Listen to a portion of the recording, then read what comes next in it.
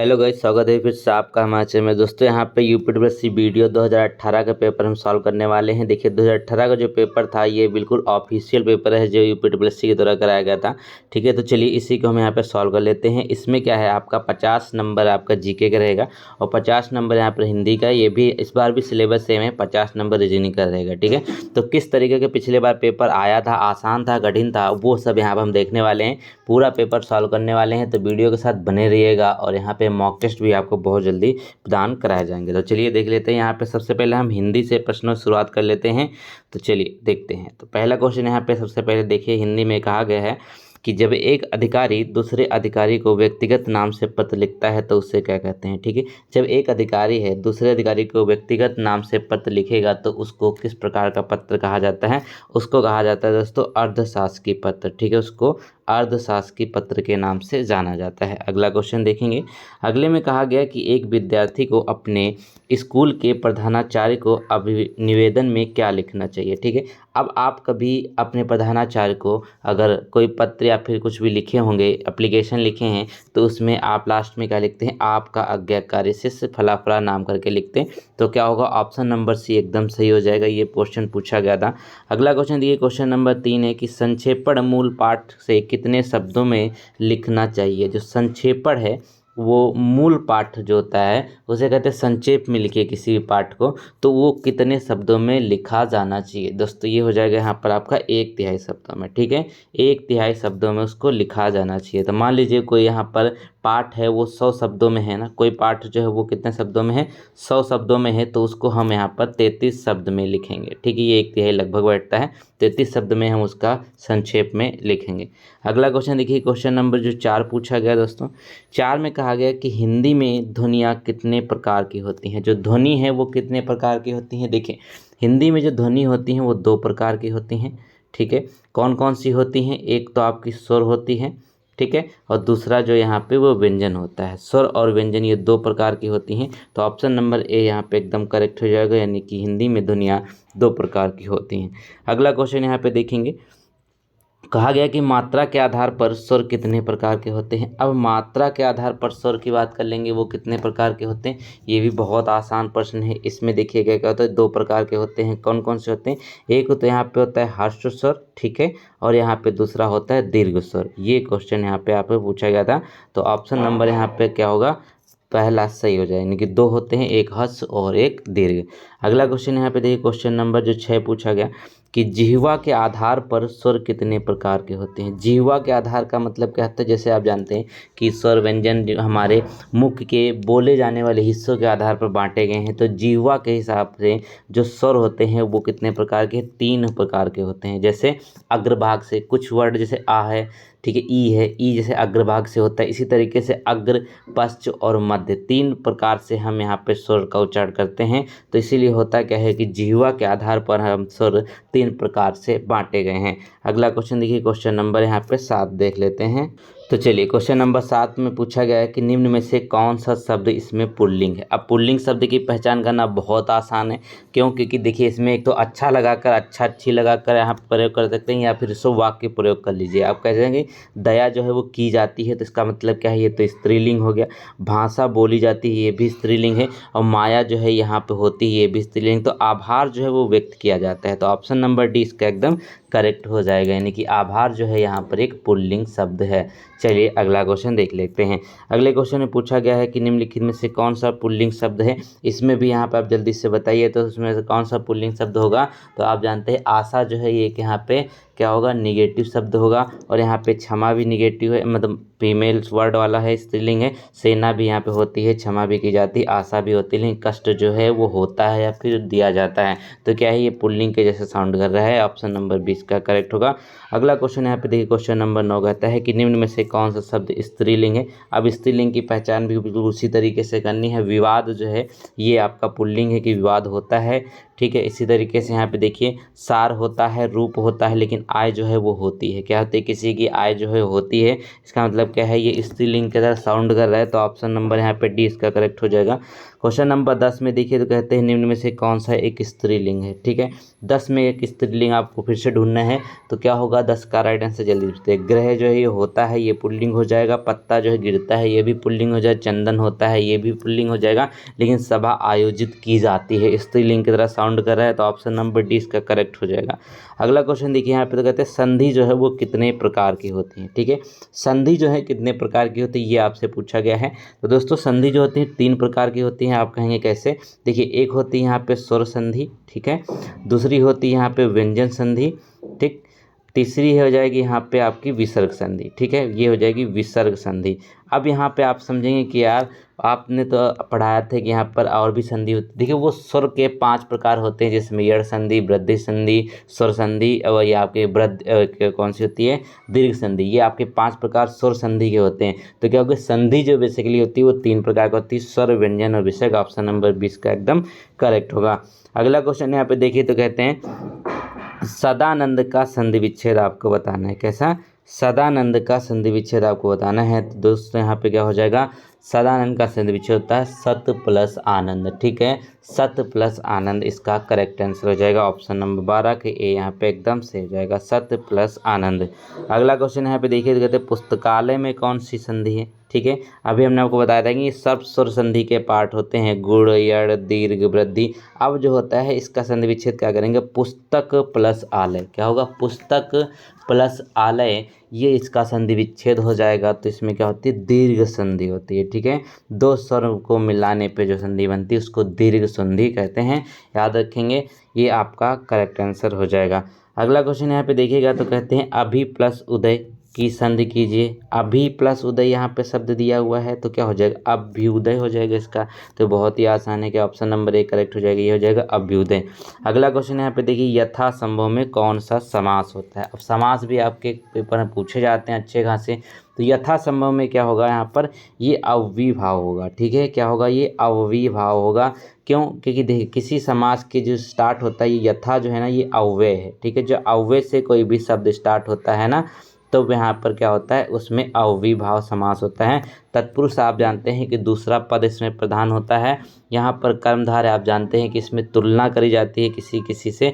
द्विग में क्या होता है, द्विग में कोई नंबर होता है, जैसे त्रिलोक है, मतलब त्रिलोक तो नहीं होगा, जैसे कहते हैं चौराहा, उसमें क्या होता है 4 नंबर आ रहा है। ठीक है, इसी तरीके से और भी जिसमें नंबर आते हैं वो द्विग होगा। ठीक है, और द्वंद्व में क्या होता है, दोनों पद प्रधान होते हैं, जैसे माता पिता, दिन रात, ये दोनों क्या है, प्रधान होते हैं।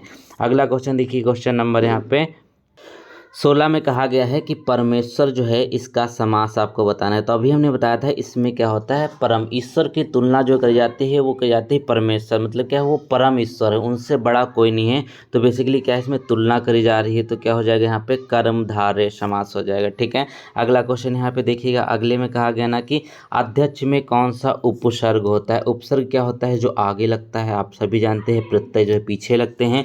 तो उपसर्ग जो है वो अध्यक्ष में कौन सा हो जाएगा, तो 17 का करेक्ट आंसर हो जाएगा। यहाँ पे क्या होगा, अध प्लस यहाँ पे अध्यक्ष हो जाएगा। ठीक है, याद रखेंगे 17 का राइट आंसर आपका हो जाएगा बी। अगला क्वेश्चन यहाँ पे देखिए, कहते हैं संग्राम में उपसर्ग बताना है आपको। क्या होगा, एक शब्द दिया हुआ है संग्राम, इसका उपसर्ग आपको बताना है। तो 18 का जो करेक्ट आंसर होगा दोस्तों वो हो जाएगा यहाँ सम प्लस ग्राम। क्या होगा, सम प्लस ग्राम, यानी कि उपसर्ग इसमें हो जाएगा सम, यानी कि ऑप्शन नंबर 20 का एकदम करेक्ट हो जाएगा। अगला क्वेश्चन देखेंगे यहाँ पर, सावधानी में कौन सा प्रत्यय यूज हो रहा है। ठीक है, जो वर्ड है सावधानी, इसमें कौन सा प्रत्यय यूज हो रहा है। प्रत्यय का मतलब जो पीछे लगता है। तो सावधान एक शब्द होता है, उसमें अगर ई लगाते हैं तो वो सावधानी बनता है जाके। ठीक है, इसीलिए यहाँ पे क्या हो जाएगा, ई हो जाएगा। अब प्रत्यय कैसे, देखिए कोई भी मूल शब्द होता है उसी में यहाँ पर हम प्रत्यय जोड़ते हैं। तो सावधान एक मूल शब्द है। क्या है, एक सावधान जो है वो एक मूल शब्द है, उसी में हम यहाँ पे ई लगाते हैं, तब जाके वो हमारा सावधानी बनता है। इसी तरीके से प्रत्यय पता किए जाते हैं। अगला क्वेश्चन देखिए यहाँ पे 20 में कहता है कि जिंदगी में कौन सा प्रत्यय है। अब जिंदगी में कौन सा प्रत्यय लगा हुआ है, इसका भी मूल शब्द जो है उसमें ई लगाते हैं तब बनता है जिंदगी। तो इसका करेक्ट आंसर क्या हो जाएगा, बी यहाँ पे करेक्ट हो जाएगा, इसको भी याद रखेंगे। अगला क्वेश्चन यहाँ पे कहता है कौन सा तत्सम है। तत्सम का मतलब क्या होता है, जो शब्द सीधे संस्कृत भाषा से लिए गए हैं। कब, सीधे संस्कृत भाषा से। अब देखिए संस्कृत भाषा जो है कौन सी, एक शास्त्रीय भाषा है, आप जानते हैं अपने यहाँ। अब इसको 2005 में शामिल किया गया था, ठीक है। सबसे पहली जो भाषा थी शास्त्रीय भाषा, 6 भाषाएं हैं टोटल, तो पहली जो थी तमिल, उसको शामिल किया गया था सबसे पहले, बाद में संस्कृत को शामिल किया गया है, और सबसे लास्ट 2014 में उड़िया भाषा को शामिल किया गया है। ये याद रखेंगे एक्स्ट्रा फैक्ट में। तो यहाँ पे कौन सा शब्द तत्सम है ये हमको बताना था। चलिए 21 का करेक्ट आंसर क्या हो जाएगा, प्रिय। प्रिय जो है ना, ये एक संस्कृत का शब्द है। बाकी पिया इसका यहाँ पे तद्भव ही हो जाएगा, चार ये भी तद्भव है, और मोर जो है ये भी तद्भव हो जाएगा। तद्भव का मतलब जो आम बोलचाल की भाषा में हम यूज करते हैं। 22 में कहा गया कि इनमें से कौन सा तत्सम नहीं है, ठीक है। इनमें से कौन सा एक तत्सम नहीं है 22 में, देखिए तो क्या हो जाएगा दोस्तों, इसमें आपको तद्भव ढूंढना है। 22 में देखिए वचन जो है आप जानते हैं कि ये क्या होगा, तत्सम है, और यहाँ पे तिक्त जो है ये भी तत्सम है, और सलाका जो है ये भी आपका तत्सम है। लेकिन जो चार है ना, चार ये क्या है, ये आपका तद्भव शब्द है। अब देखिए 23 में कहा गया है ना कि निम्न में से कौन सा है कि विदेशज शब्द है। विदेशज का मतलब क्या है, जो विदेशी भाषा से लिया गया है उसको विदेशज शब्द कहते हैं। अब जैसे 23 में है, एक तो आप देखिए रिक्शा जो है ना, ये कौन सा, ये विदेशज। रिक्शा का हिंदी में कोई शब्द नहीं देखने को मिलता है, ठीक है। ये आपका एक विदेशज शब्द है, विदेशी भाषाओं से लिया गया शब्द है रिक्शा, याद रखिए ऑप्शन नंबर ए करेक्ट है। अगला क्वेश्चन यहाँ पे कहता है गाय कौन सी संज्ञा है। अब गाय जो है ये कौन सी संज्ञा होती है, अब देखिएगा 24 का करेक्ट आंसर क्या होगा। गाय क्या है, बेसिकली एक पूरे जाति को दर्शाती है, ठीक है। जितनी गाय होती हैं उन्हीं सबके लिए हम यहाँ पे गाय का यूज करते हैं, तो गाय क्या होगी, एक जाति को दर्शाती है, ठीक है। गाय में किसी का पर्टिकुलर नाम नहीं होता, जैसे हम लोग का नाम होता है, इससे में यहाँ पे नहीं होता है। तो गाय जो है एक जाति को निरूपित करती है। अगला क्वेश्चन यहाँ पे देख लेते हैं। क्वेश्चन नंबर 25 जो कहता है कि निम्न में से कौन सी भाववाचक संज्ञा है, ठीक है। भाववाचक संज्ञा में देखेंगे तो ये क्या हो जाएगी, ठीक है। दिल्ली जो है ये एक संज्ञा है, मोहन लड़का, लेकिन बीमारी जो है ना ये भाव प्रकट करती है, क्या होगा, बीमार से बीमारी, ये आपका भाववाचक संज्ञा हो जाएगा। अगला क्वेश्चन देखिए तो कहते हैं हिंदी में कुल कितने सर्वनाम होते हैं, ठीक है। मुख्यतः हिंदी में कुल कितने सर्वनाम होते हैं, तो इसका करेक्ट आंसर हो जाएगा यहाँ पर, वो आपका हो जाएगा सी हो जाएगा, 11 हो जाएगा। लेकिन कहीं कहीं पर आपको भी 13 सर्वनाम देखने को मिलते हैं, लेकिन इसके जो मुख्य रूप से होते हैं वो 11 ही होते हैं। अगला क्वेश्चन यहाँ पे देखिए क्वेश्चन नंबर 27 कहता है कि सर्वनाम के कुल कितने भेद होते हैं, ठीक है। सर्वनाम जो है कुल कितने आपको हिंदी वर्णमाला में देखने को मिलते हैं, तो 27 का करेक्ट आंसर हो जाएगा यहाँ पे 6, ठीक है। सर्वनाम जो कितने होते हैं वो 6 प्रकार के होते हैं, इसको अच्छे से ध्यान रखिएगा। क्वेश्चन नंबर आप देखिए 28 में, 28 में कहा गया जो पर्वती है वो कौन सा विशेषण है, ठीक है। पर्वती जो है, जो शब्द किसी संज्ञा सर्वनाम की विशेषता बताते हैं उसे हम विशेषण कहते हैं, लेकिन जो पर्वती है वो किस तरीके का यहाँ पे विशेषण है ये हमको बताना है।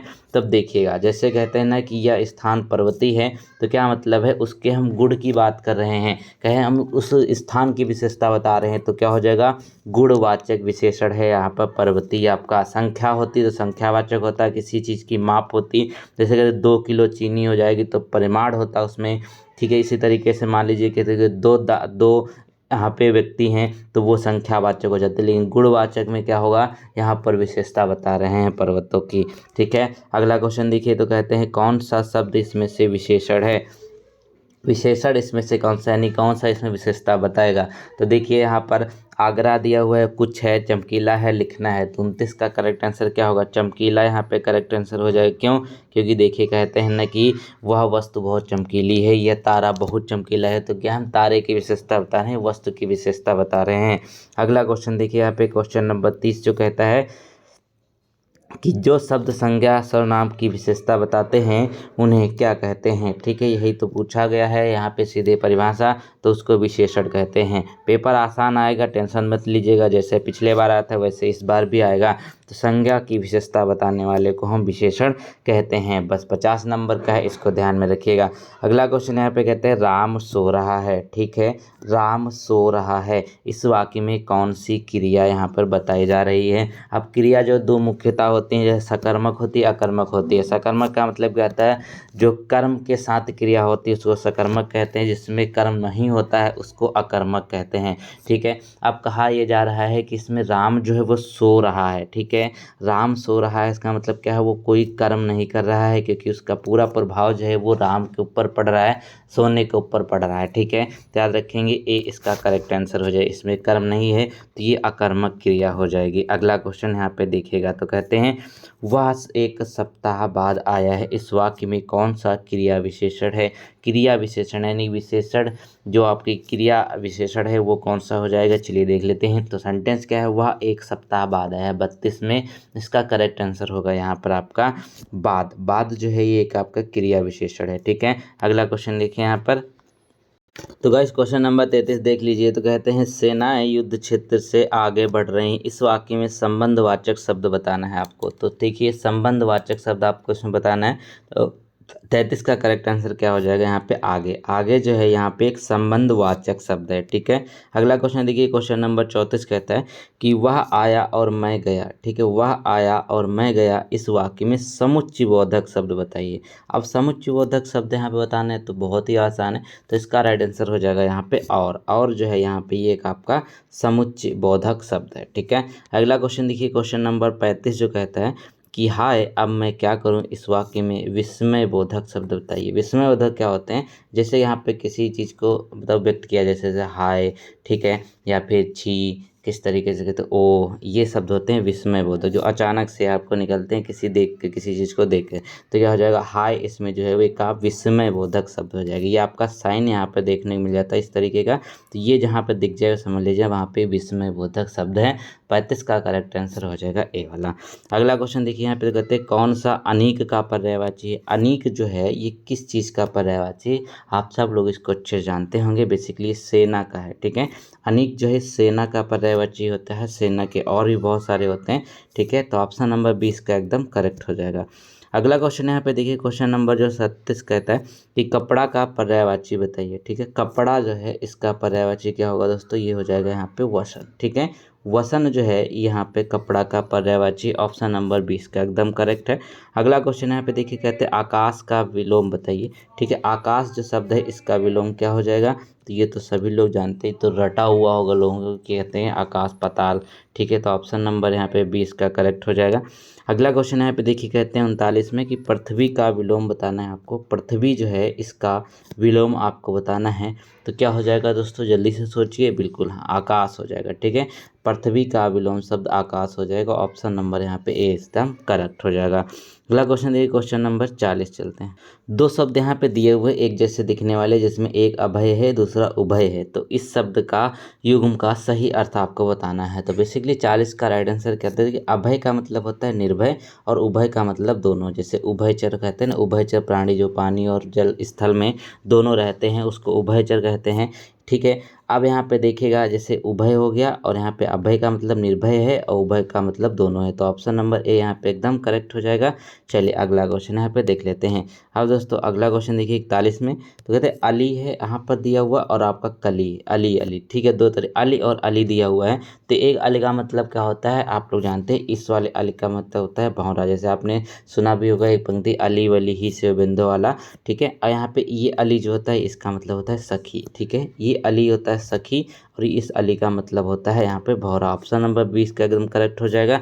चलिए अगला क्वेश्चन देख लेंगे। अगला क्वेश्चन कहता है उपसर्ग जो होते हैं वो क्या होते हैं। ठीक है, हम लोग अभी बता चुके हैं आपको उपसर्ग होते क्या है। बेसिकली उपसर्ग जो होते हैं वो होते हैं किसी शब्द के आगे जुड़ते हैं। ठीक है, किसी शब्द के आगे जुड़ते हैं उसको उपसर्ग कहा जाता है। ठीक है, चलिए अगला क्वेश्चन देखिए, यहाँ पे कहते हैं 43 में कौन सा शब्द जो है वो शुद्ध है, इनमें से कौन सा शब्द जो है वो शुद्ध है। तो वीडियो लाइक जरूर कर दीजिएगा। ठीक है, वीडियो का आपका पेपर होने वाला है। ठीक है, और यहाँ पे प्रश्नों का लेवल भी बहुत आसान आया था पिछली बार, इस बार भी ज़्यादा कठिन नहीं आएगा, उससे भी हो सकता है नॉर्मल देखने को मिलेगा।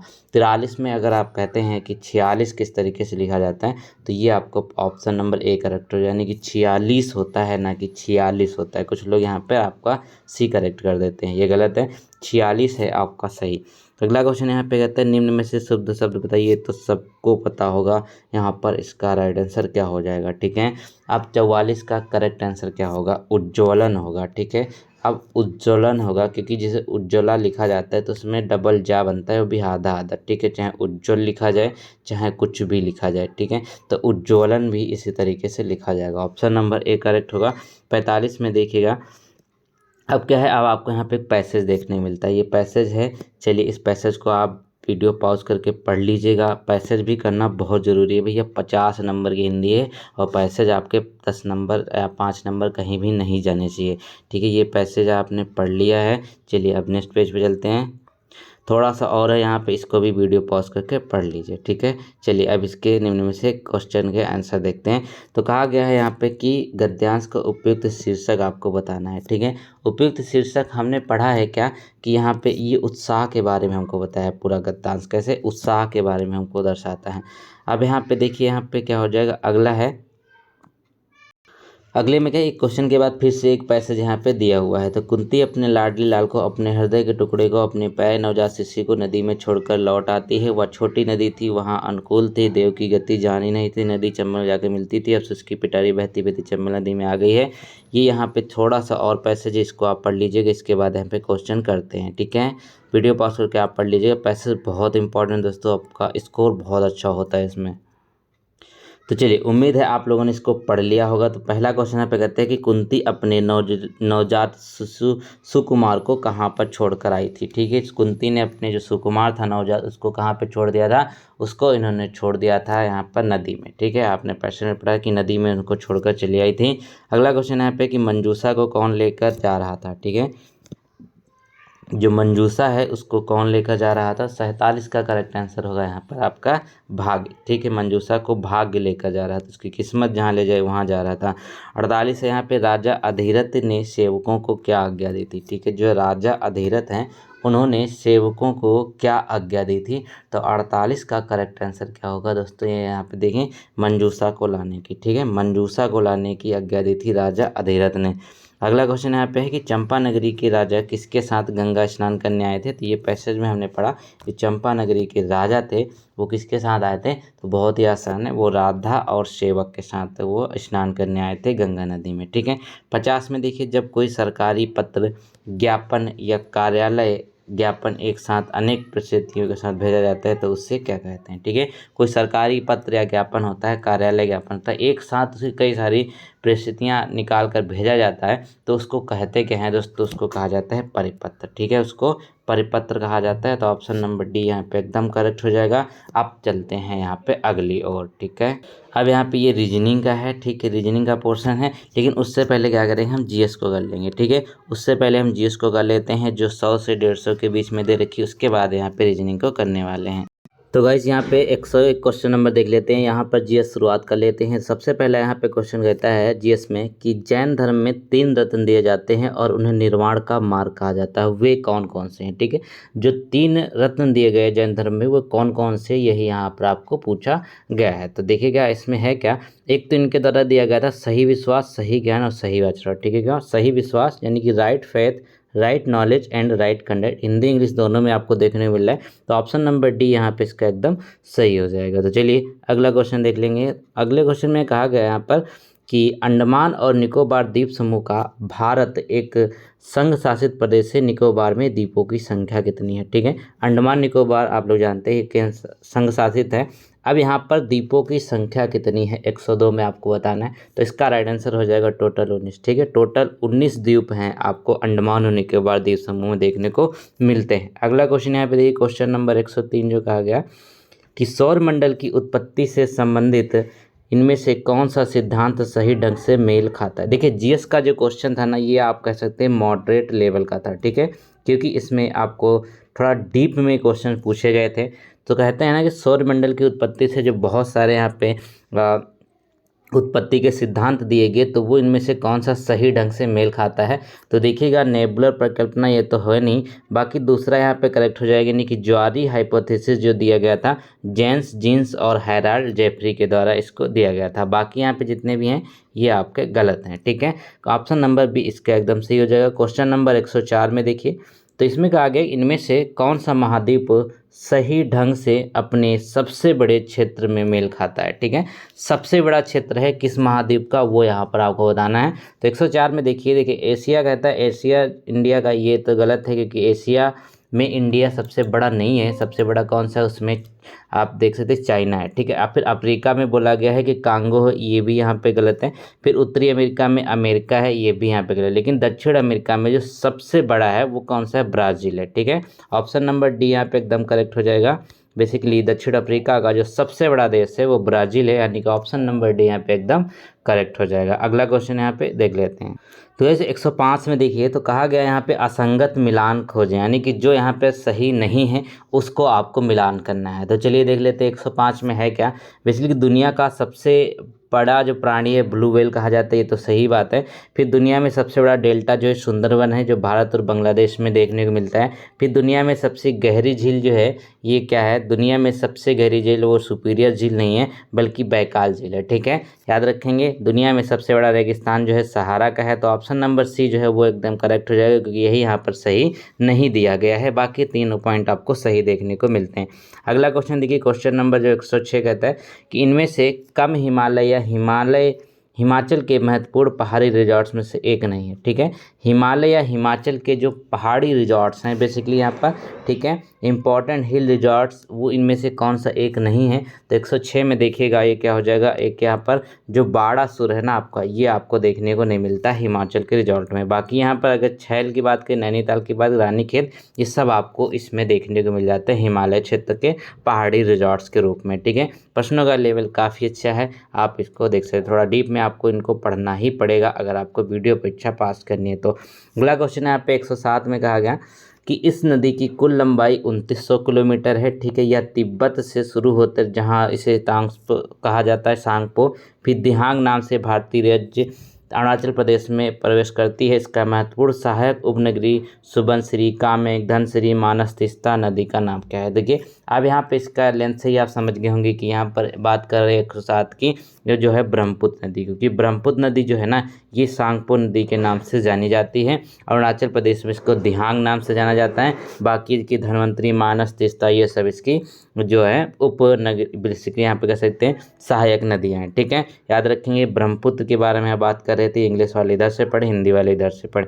अगला क्वेश्चन यहाँ पे कहता है कि भारतीय मानक मेरिडियन जो है ना, भारतीय मानक जो आपकी इंडियन स्टैंडर्ड मेरिडियन पासेस है वो 5 स्टेट से गुजरता है। सभी को पता है 5 स्टेट से गुजरता है। अब इनमें से कौन सा एक वो स्टेट नहीं है ये आपको बताना है। तो 108 में देखिए आंध्र प्रदेश से होकर गुजरती है, फिर उड़ीसा से गुजरती है, छत्तीसगढ़ से गुजरती है, लेकिन बिहार से ये रेखा नहीं जाती, ठीक है, बिहार से ये नहीं गुजरती। ऑप्शन नंबर सी यहाँ पे इसका एकदम करेक्ट हो जाएगा। चलिए अगला क्वेश्चन देखिए, क्वेश्चन नंबर जो 109 कहता है, ठीक है। 109 में कहा गया कि संविधान द्वारा विचार की गई लोकसभा की अधिकतम ताकत क्या है, ठीक है। बेसिकली यहाँ पे अधिकतम संख्या पूछी गई है लोकसभा की, संविधान के द्वारा जो विचार किया गया था। तो 109 का करेक्ट आंसर क्या हो जाएगी, ये 552 होती है। कितनी होती है, अधिकतम जो संख्या होती है वो 552 होती है। अगला क्वेश्चन देखिए, क्वेश्चन नंबर 110 कहता है कि भारत के संविधान के किस संशोधन अधिनियम ने पंचायती राज को एक संवैधानिक निकाय बनाया था। अब पंचायती राज को संवैधानिक निकाय किसके द्वारा बनाया गया था, ये तो आसान है, ये हो जाएगा 1992 का 73वां संविधान संशोधन, ठीक है। 1992 का 73वां संविधान संशोधन जो है ये हमको देता है संशोधन पंचायती राज का संवैधानिक निकाय। अगला क्वेश्चन देखिए, क्वेश्चन नंबर 111 है, इनमें से कौन सा भारत में पंचायती राज की 3 स्तरीय प्रणाली में स्तर नहीं है। अब पंचायती राज की 3 स्तरीय प्रणाली है, इनमें से कौन सा एक नहीं है ये आपको बताना है। तो देखिए ग्राम पंचायत आता है, पंचायत समिति इसी में आती है, फिर जिला परिषद आता है, ये 3 तो हैं आपको, लेकिन जो नगर परिषद है ये आपको देखने को नहीं मिलता है पंचायती राज में, ठीक है। नगर परिषद आपको देखने को इसमें नहीं मिलता। ऑप्शन नंबर डी सही हो जाएगा। अगला क्वेश्चन 112 कहता है कि इनमें से भारतीय संविधान की एक महत्वपूर्ण विशेषता नहीं है। ठीक है, भारतीय संविधान के बारे में चलिए पढ़ते हैं। तो विशेषता इनमें से कौन सी एक नहीं है, ये आपको हमको बताना है। ठीक है, चलिए 112 है ना। ठीक है, चलिए देखें तो होगा क्या। बेसिकली पहला जो पॉइंट कहता है कि ये एक लिखित संविधान है, ये तो बिल्कुल सही बात है, ये तो इसकी विशेषता है। फिर ये फ्लेक्सिबल यानी कि अनुनय है। ठीक है, लेकिन यहाँ पर रिजिड भी है, थोड़ा रिजिड कहते अनुवांशिकता रिजिड है। ठीक है, अनुवांशिकता नहीं मतलब आंशिक रिजिड है और आंशिक फ्लेक्सिबल है। तो ये हमारा बेसिक स्ट्रक्चर है, इसमें संशोधन नहीं किया जा सकता। ये भी यहाँ पे सही बात है। ठीक है, फिर होगा इट यूनिटरी है। ठीक है, ये एकल है और संघीय भी है क्योंकि शक्ति केंद्र राज्य के बीच में बसती है, ये भी सही बात है। तीसरा चौथा पॉइंट कहता है कि इससे राज्य के राज्यपाल विधायकों के परामर्श से संशोधित किया जा सकता है, ये गलत बात है। ठीक है, राज्य के राज्यपाल इसमें किसी भी तरीके का कोई संशोधन नहीं कर सकते हैं। अगला क्वेश्चन यहाँ पे 113 कहता है कि इनमें से कौन सा कारक नहीं है जो भारतीय संविधान के निर्माण में योगदान देता है। भारतीय संविधान के निर्माण में एक कारक है जो योगदान नहीं देता है, उसको आपको बताना है। तो बेसिकली औद्योगिक क्रांति है, ये किसी भी तरीके से यहाँ पर भारतीय संविधान के निर्माण में कोई भी रोल प्ले नहीं करता। बाकी अगर देखें ब्रिटिश में संसदीय लोकतंत्र और रूस में समाजवादी क्रांति और अमेरिका में अधिकारों का विधेयक, इन सबसे प्रभावित रहा है हमारा संविधान। अगला क्वेश्चन है 114, ब्रिटिश शासन के आगमन से पहले भारत की स्वतंत्र अर्थव्यवस्था उस समय निम्नलिखित में से कौन सा प्रमुख व्यवसाय नहीं था। ठीक है, ब्रिटिश शासन के आगमन से पहले की बात करें तो उस समय जो स्वतंत्र अर्थव्यवस्था थी उसमें कौन सा एक प्रमुख व्यवसाय नहीं हुआ करता था, वो यहाँ पे देख लेते हैं। ठीक है, तो एक तो पहला कृषि हुआ करता था, हस्तशिल्प हुआ करता था, निर्माण हुआ करता था, लेकिन पर्यटन जो है ना उस समय में नहीं था। पुराने ज़माने में पर्यटन नहीं चलते थे। ठीक है, पर्यटन से कोई आमदनी नहीं होती थी, इसीलिए ऑप्शन नंबर डी इसका एकदम करेक्ट होगा। अगला क्वेश्चन यहाँ पे कहा गया है 1991 में यहाँ पर जो एलपीजी है बेसिकली यहाँ पे, ठीक है, वही यहाँ पर आपको पूछा गया है। 1991 की नई उदार आर्थिक नीति के परिचय के साथ भारतीय अर्थव्यवस्था ने इसके अलावा निम्नलिखित सभी के माध्यम से मौजूदा आर्थिक समस्याओं को संबोधित किया है। तो 115 का करेक्ट आंसर क्या होगा, ये आपको बताना है। ये होगा यहाँ पे इसका औद्योगिकरण। ठीक है, औद्योगिकरण है इसका करेक्ट आंसर। अगला क्वेश्चन है 116, कुछ भारतीय अर्थशास्त्री ब्रिटिश शासन के दौरान भारत की राष्ट्रीय आय का मूल्यांकन करने का प्रयास करते हैं, निम्नलिखित में से कौन इसमें अर्थशास्त्री नहीं है। ठीक है, इनमें से एक अर्थशास्त्री नहीं है, यही आपको बताना है। तो देखिए 116 में देखते हैं, चलिए दादा भाई नौरोजी ये एक इकोनॉमिक्स थे, PKR ये भी थे, RC देसाई थे, लेकिन यहाँ पे जो प्रशांत महानालोबुल्निस है ना, वो यहाँ पर नहीं थे। तो ऑप्शन नंबर डी इसका करेक्ट हो जाएगा। चलिए अगला क्वेश्चन यहाँ पे देख लेंगे। अगले में कहा गया 117 में कि इनमें से कौन सा बैंक और उनकी टैगलाइन के बीच असंगत मिलान है। ठीक है, बैंक दी हुई है, इसमें टैगलाइन जो है वो कौन सी इसमें गलत दे रखी है, वही आपको बताना है। ठीक है, तो भारतीय स्टेट बैंक की कौन सी लाइन है, बैकर टू एवरी इंडियन। ठीक है, ये तो सही बात है। पंजाब नेशनल बैंक की अगर बात कर लिए दोस्तों तो क्या होगा यहाँ पर, वो यहाँ पर गलत है, क्योंकि यहाँ पे बढ़ती का नाम जिंदगी पंजाब नेशनल बैंक का नारा नहीं है। बाकी कोटक महिंद्रा का लेट्स मेक मनी सिंपल है और देना बैंक का है क्या, ट्रस्टेड फैमिली बैंक है। चलिए ऑप्शन नंबर 20 का करेक्ट हो जाएगा। अगला क्वेश्चन जो पूछा गया था, गांधी जी के सर्वोदय गांव के आदर्श बताया है, इस गांव की कुछ शर्तों को पूरा करना होगा, इन क्या शर्तों में से एक नहीं है, ये आपको बताना है। तो 118 की अगर बात कर लेंगे तो क्या होगा, बेसिकली यहाँ पर जाति व्यवस्था का समाप्त किया जाना, ये तो इनके लक्ष्य में था। इसमें धर्मशाला एक छोटा डिस्पेंसरी होना चाहिए, या भोजन और कपड़ों के मामले भी सफिशेंट होना चाहिए, ये यहाँ पे। लेकिन दूसरा पॉइंट जो है ये गलत हो जाएगा कि भाईचारे की भावना विकसित करने के लिए पूजा का स्थान एक दूसरे के बगल में बनाया जाना चाहिए, ऐसा सर्वोदय गाँव में कुछ देखने को नहीं मिलता है, ना ही गांधी जी की विचारधारा के अंतर्गत था। अगला क्वेश्चन यहाँ पे 119 में देखिए, तो ये करंट अफेयर का है, इसको हम छोड़ दें क्योंकि करंट 2018 की है ना इसमें, तो हमें उससे पढ़ने से कोई फ़ायदा है नहीं। अगला क्वेश्चन यहाँ पे देखिए, ये भी 2018 का है। अगला क्वेश्चन देखिए यहाँ पे, ये भी 2018 का है। चलिए ये सब 2018 के करंट अफेयर हैं, हमें इसे देखना नहीं है। चलिए यहाँ पे एक चीज़ देख लेते हैं कि विश्व पृथ्वी दिवस कब मनाया जाता है, सभी को पता 22 अप्रैल को मनाया जाता है। ठीक है, विश्व स्वास्थ्य दिवस 7 अप्रैल को मनाया जाता है, अंतर्राष्ट्रीय योग दिवस भी 21 जून को मनाया जाता है। तीनों पॉइंट सही हैं, इनको याद कर लीजिए, दोबारा से पूछे जा सकते हैं। अगला क्वेश्चन यहाँ पे देखिए, ये भी छोड़, जितनी 2018 करंट अफेयर उसको तो हम छोड़ ही देंगे ना। चलिए अगला क्वेश्चन देखिए 125 में, इन्हें कृषि उत्पादन बेचने के लिए एक नया मंच भारत सरकार द्वारा शुरू किया गया। इस नए मंच का नाम क्या है? ठीक है, कृषि उत्पादन बेचने के लिए जो यहाँ पे उत्पादन बेचने के लिए बनाया गया है वो कौन सा है? 125 में देखिए वो हो जाएगा यहाँ पर ऑप्शन नंबर ए। ठीक है, यानी कि जो ई राकम है ना, ई राकम, इसको बनाया गया था कृषि उत्पादन को बेचने के लिए। अगला क्वेश्चन यहाँ पे देखेंगे, यहाँ तक है कि भारत सरकार कृषि उत्पादन के मौजूदा 10% से भारत में खाद्य संस्करण क्षेत्र की क्षमता को 3 गुना करने की योजना बना रही है और देश के मेगा फूड पार्क के लिए 6,000 करोड़ रुपए का निवेश किया गया है। निम्नलिखित में से किस योजना का एक भाग है? तो यह किस योजना का एक भाग है? तो यह है एक योजना, संपदा योजना, आपने सुना होगा, उसी के तहत यहाँ पर ये जारी किया गया। ठीक है, संपदा योजना। अगला क्वेश्चन यहाँ पे 127 में देखिए, तो कहते क्या है, इसमें साइंस से रिलेटेड है, कुछ डिस्कवरीज हैं वो बताना है। तो कौन सा इसमें गलत है? देखिए, फाउंटेन पेन जो है वो किसके द्वारा खोजा गया था? फाउंटेन पेन खोजा गया था लुइस एंड वाटरमैन के द्वारा, ये सही है। फिर यहाँ पे दूसरा देखिए, बैरोमीटर जो टेरिस्ली के द्वारा खोजा गया था। एनिमेशन जो है रेनॉल्ड के द्वारा। अब यहाँ पे एमीटर जो है यहाँ पे गलत है, तो एमीटर इसका करेक्ट आंसर हो जाएगा। जीएस का लेवल बहुत अच्छा है, जितना हिंदी आसान आई थी उतना जीएस यहाँ पे कठिन आई थी। अगला क्वेश्चन यहाँ पे कि सही मिलान की पहचान कीजिए। सही मिलान क्या हो जाएगा इसमें, ये आपको बताना है। ठीक है, यहाँ पे इनकी खोज किसने करी थी वही बताना है। तो देखिए, माइक्रोवेव जो खोज किया था किसने? पर्सी स्पेंसर ने किया था। तो पहला ही यहाँ पे एकदम सही हो जाएगा, ऑप्शन नंबर ए यहाँ पे एकदम करेक्ट हो जाएगा। ठीक है, चलिए अगला क्वेश्चन देखिए यहाँ पे।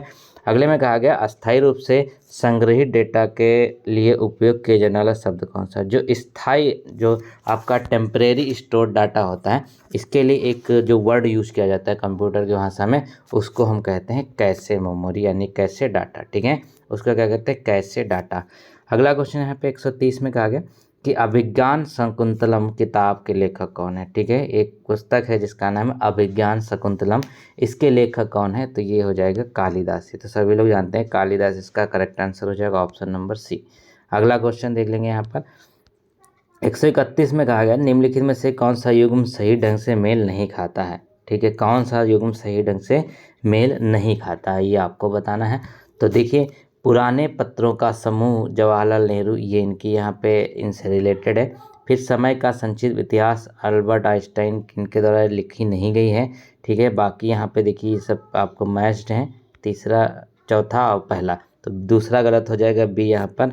चलिए अगला क्वेश्चन यहाँ पे कहता है कि कैलिस्टो, एम्प्टी, एरियल और सेंचुरी विभिन्न प्रकार के डैश हैं। ठीक है, कैलिस्टो, एम्प्टी, एरियल और सेंचुरी ये क्या है? ये बेसिकली फॉन्ट्स होते हैं, आप लोग जानते हैं। इसमें हम लिखते हैं, जैसे एरियल सेलेक्ट करते हैं इंग्लिश के लिए, कुछ और फॉन्ट्स होते हैं, तो क्या होगा यहाँ पे बेसिकली फॉन्ट हो जाएंगे। ऑप्शन नंबर डी करेक्ट हो जाएगा।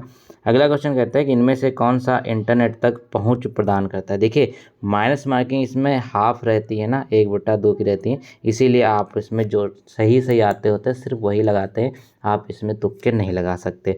इनमें से इंटरनेट तक पहुंच प्रदान करता है, इंटरनेट तक कौन सा पहुंच प्रदान करेगा? सभी लोग जानते हैं कि जब आपके यहाँ पे आईएसपी होती है, इंटरनेट सर्विस प्रोवाइडर, इसका फुल फॉर्म होता है, यही यहाँ पर आपको सर्विस प्रोवाइड करता है इंटरनेट की। ऑप्शन नंबर 20 का करेक्ट है।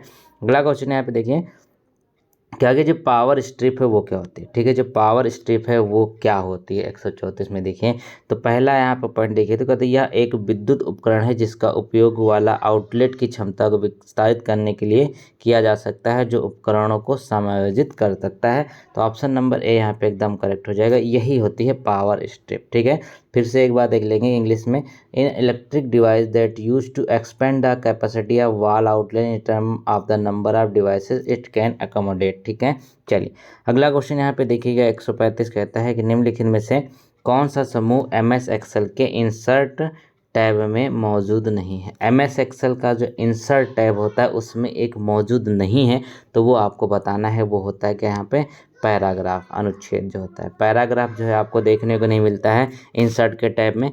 136 में देखिए, तो कहते हैं उत्तर प्रदेश का त्रिवेणी संगम निम्नलिखित में से नदियों में किसके संगम का स्थान है? ठीक है, त्रिवेणी संगम जो है, यहाँ पे कौन कौन सी नदियाँ आपस में मिलती हैं आके? तो 136 का करेक्ट आंसर क्या हो जाएगा?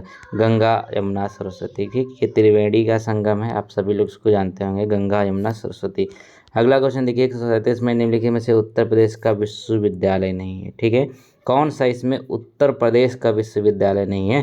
तो 137 में अगर देखें, एक तो बुंदेलखंड उत्तर प्रदेश का है, चौधरी चरण सिंह विश्वविद्यालय उत्तर प्रदेश का, गौतम बुद्ध विश्वविद्यालय उत्तर प्रदेश का है, जो बरकतुल्ला विश्वविद्यालय है ये उत्तर प्रदेश में स्थित नहीं है। ऑप्शन नंबर यहाँ पे सी करेक्ट हो जाएगा। अगला क्वेश्चन है, इनमें से कौन सा उत्तर प्रदेश का लोक नृत्य नहीं है? ठीक है, उत्तर प्रदेश का जो लोक नृत्य है वो कौन सा नहीं है? तो 138 का जो कहता है ना, एक तो रामलीला अपने यहाँ होता है, आई नृत्य भी होता है, रासलीला भी होता है, जो गिद्धा नृत्य होता है, इसलिए गिद्ध नृत्य है वो अपने यहाँ फेमस नहीं है। अगला क्वेश्चन यहाँ पे 39 में कहता है कि उत्तर प्रदेश में ललित कला अकादमी, नेशनल अकादमी ऑफ आर्ट क्षेत्रीय केंद्र कहाँ पर? अब ललित कला अकादमी कहाँ पर स्थित है? ये तो आसान सा है, ये हो जाएगा बी, यानी कि लखनऊ में स्थित है। ठीक, कहाँ पर है? लखनऊ में स्थित है। ऑप्शन नंबर बी करेक्ट है।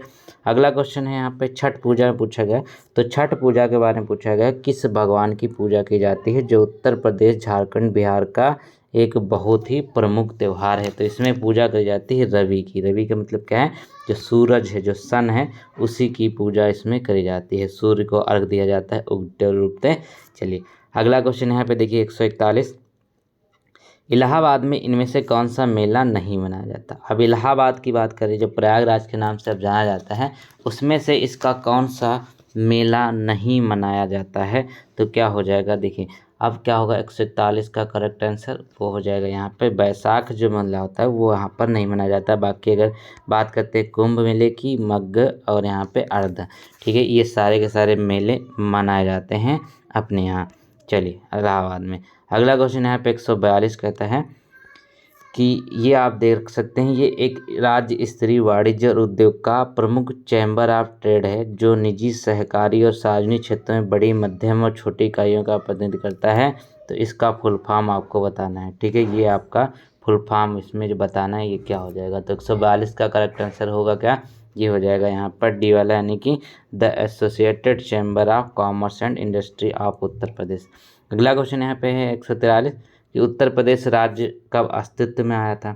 ठीक है, उत्तर प्रदेश राज्य कब बना था? चलिए इसका करेक्ट आंसर देख लेते हैं। तो ये तो सभी लोग जानते होंगे, ये बना था यहाँ पे 1 अप्रैल 1937 में। ठीक है, उससे पहले इसका नाम क्या था? यूनाइटेड प्रोविंस नाम हुआ करता था, यानी कि संयुक्त प्रांत। जनगणना 2011 के अनुसार उत्तर प्रदेश की जनसंख्या जो है वो कितनी है? ठीक है, जनगणना 2011 के अनुसार उत्तर प्रदेश की जनसंख्या कितनी है? तो ये थी यहाँ पे 1995, कहते हैं 19,95,00,000 जनसंख्या हुआ करती थी 2011 में। अब कितनी होगी ये जनगणना ही बताएगी। 2021 वाली जो 16वीं जनगणना है, 2011 ये कौन सी थी? ये 15वीं जनगणना थी। ठीक है, चलिए अगला क्वेश्चन यहाँ पे देख लेंगे। अगले क्वेश्चन की बात करें तो 145 में कहा कि इनमें से कौन सा उत्तर प्रदेश का एक जिला नहीं है? अब उत्तर प्रदेश का जिला कौन सा नहीं है? देहरादून। ठीक है, ये कहाँ गई? तो उत्तराखंड की राजधानी है। तो क्या होगा? अमेठी, बस्ती, मेरठ, ये सब हैं। ये तो बहुत आसान है, इससे आसान तो कुछ हो ही नहीं सकता। अगला क्वेश्चन यहाँ पे कहते हैं मोहनजोदाड़ो शब्द का अर्थ क्या है? मोहनजोदाड़ो जो है ना, सिंधु घाटी शब्द से रिलेटेड है। इसका एक अर्थ क्या है? वो होता है यहाँ पर क्या? Mount of the dead. ठीक है, चलिए इसका राइट आंसर क्या हो जाएगा? माउंट ऑफ द, मृतकों का टीला इसको कहा जाता है हिंदी में।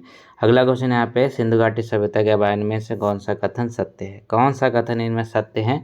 तो चलिए देख लेते हैं। 147 में कहा गया है ना कि सिंधु लोग कपास का उत्पादन करने वाले थे। तो बहुत ही सरल हो गया, पहले ही क्वेश्चन यहाँ पे सही हो जाए ऑप्शन। तो कहता है कि सिंधु के लोग जो थे कपास का उत्पादन करते थे। इसके बहुत सारे यहाँ पर आपको सब साक्ष्य भी देखने को मिलते हैं सिंधु घाटी सभ्यता में।